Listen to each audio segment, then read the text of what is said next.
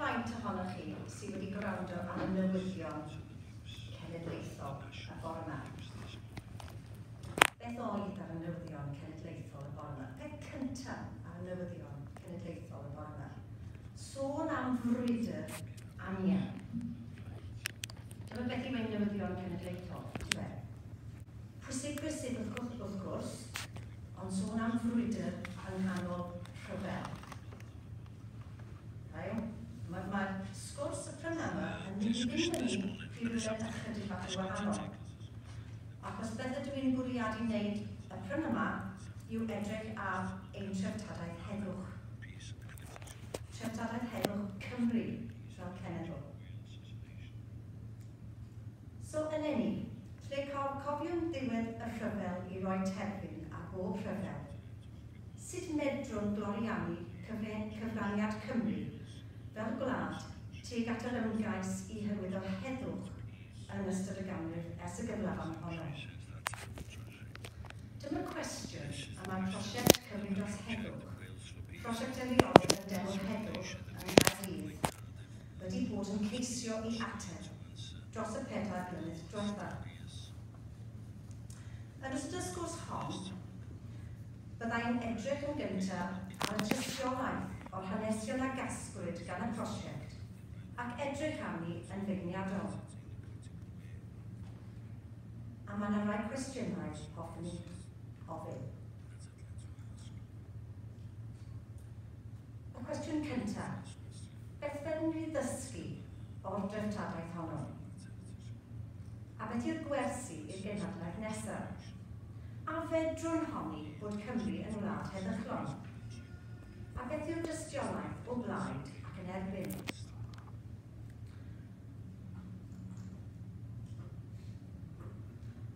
Yn ystod y sgwrs, hoffwn i hefyd dynnu o'n profiad bersonol fel heddychroedd. Dros 40 o flynyddoedd, rwyf wedi bod yn weithgar gyda mudiadau sydd yn ymgyrchu dros heddwch a hawliau dynol. Beth ddysgus i ar hyd y ffordd? Ac ydy'r gweledigaethau yn gallu bod yn ddefnydd? Yn drydydd, hoffwn i ofyn beth yw'r ffordd ymlaen ar gyfer y mudiad heddwch yma yng Nghymru ac i hwnt. I rhai sydd yn dyheu am heddwch, beth ydym wir wedi ddysgu o'r gorffennol? A beth fedrwn ni'n wneud i ysgoi patrymau treisgar o mater i wrthdaro ac i adeiladu diwylliant heddychlon i'r dyfodol. Felly cwestiwn cyntaf.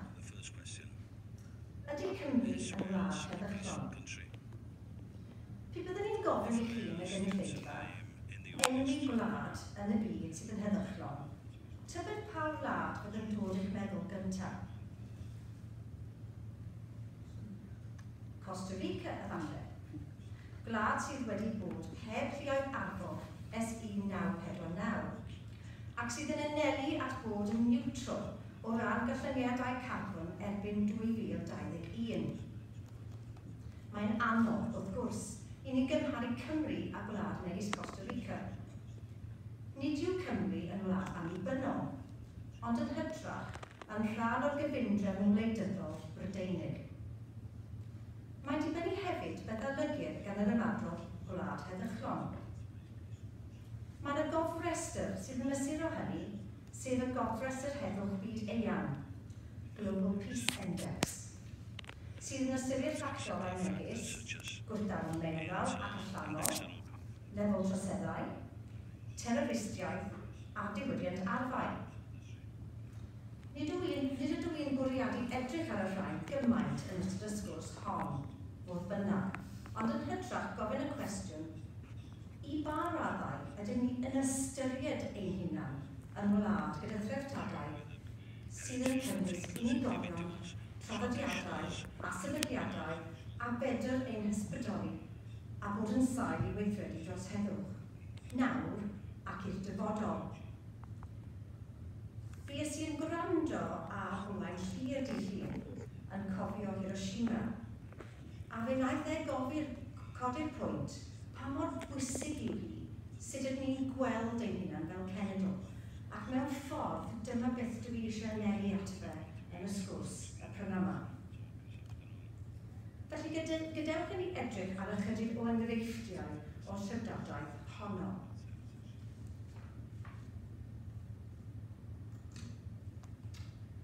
Mae rhaid i ni twyllo ychydig bach i ddechrau, ac os dwi'n mynd yn ôl ychydig bach mwy na chymryd, dwi'n mynd at Henry Richard. Adfer Heddwch cyntaf, hoffwn i sôn amdano fe. Bydd rai ohonoch chi'n gwybod fod yn enedigol o Tregaron, ac yn weinidog gyda'r annibynwyr yn Llundain. Daeth ef yn aelod seneddol dros Ferthyr ac Aberdâr yn 1868. Fodd bynnag, fel ysgrifennydd y gymdeithas Heddwch am bron iawn i 40 blynedd, 1848 i 1884, y cyflawnodd ei waith mwyaf sylweddol dros Heddwch. Trefnodd gyfres o gynadleddau Heddwch enfawr ym prif ddinasoedd Ewrop, ac yn dilyn cadoedi'r Rhyfel y Crimea, llwyddodd i berswadio trafodwyr cytundeb Harries 1856 i gynnwys cymal oedd yn annog cyflawfeddiad arbitration a osododd gynsail pwysig i sefydlu Tribunus yr Hague ym 1899. Felly, Cymro a nogodd pobl i drafod yn lle mynd yn syth at rhyfau. Mae hwn yn peth ofnadwy bwysig yn dweud. Nid yn ddi-reswm yr enwyd Henry Richard yn apostol Heddwch.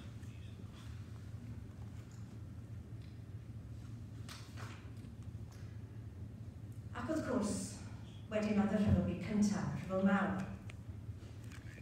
Ar ôl colled enfawr y rhyfel hwnnw, bu na weithgaredd mawr dros Heddwch yn ugeiniau y ganrif diwethaf. Mae rhai enwau yn sefyll allan. Un ohonynt yw David Davies, Llandinam. Fe wnaeth e sefydlu adran gwleidyddiaeth rhyngwladol gyntaf byd yn Mhrifysgol Aberystwyth yn 1918, yn ogystal â deml Heddwch a roddwyd i'r genedl i hyrwyddo Heddwch ac iechyd. Roedd David Davies yn rhif grŵp o ddynion a merched a hyrwyddau Undeb Cyngor Cenhedloedd yng Nghymru, gyda'r amcan o sicrhau trefn rhyngwladol sefydlog dros Heddwch a chytundeb rhyngwladol. Hwnna'n mwyn ysgoi y gyflafan yna bydda hwnna byth yn digwydd to, oedd nhw'n gobeithio. Yn perthyn i'r grŵp, roedd yna 652 o gynhennau lleol o Undeb Cyngor Cenhedloedd, erbyn 1926. Mae rhai ohono ni sy'n perthyn i grwpiau heddwch, ond yn gallu breuddwydio am y nifer yna o grwpiau heddwch yng Nghymru heddiw. 652 o gynhennau lleol o Cyngor Cenhedloedd. Anhygoel. Yn perthyn i'r grŵp hefyd oedd y parchedig William Davies. Fe anfoniodd y neges Heddwch ar gyfer staff gyntaf o ddod bobl ifanc Cymru i bobl ifanc y byd yn 1922.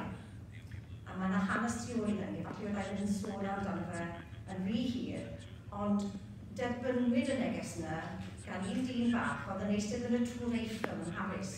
Neu bydd y neb wedi derbyn y neges, ond mae'n stori hyfryd. Ond dyma oedd dechrau y neges Heddwch ac yn wyllus da. Yn y neges honno, mynegodd y plant ddymuniad. Na fydde angen un ohonom, wrth i ni fynd yn hun, ddangos ein balchder tuag at ein gwlad unedigol trwy gysau a lladd ein gilydd. Mae neges honno wedi ei hanfon ar y 19 y Fai bob blwyddyn beth oddi ar hynny. Ac eleni roedd ar, dwi'n gwybod, oedd ar YouTube a trydar a gwetlifr ar pob peth. So erbyn hyn mae neges yn hollol fodern. Nid dynion yn unig a godau ei llais dros Heddwch yn yr ugeiniau y ganrif diwethaf. Yn 1923-24, anfonwyd llythyr at gartref pob merch yng Nghymru yn gofyn iddynt arwyddo deiseb i'w hanfon at ferched America, gyda'r bwriad o rwy'n pwysau ar ei harlwyr i sicrhau bod America yn dod yn aelod llawn o gynghrair y cenhedloedd. Ar adeg pan na fodolau frynwyd, na Prydain, na Gwledydd, casglwyd 390,296 o enwau, so dros 390,000 o lofnodion, tua 60% o holl fenywod a drigau yng Nghymru ar y pryd. Dyna gamp.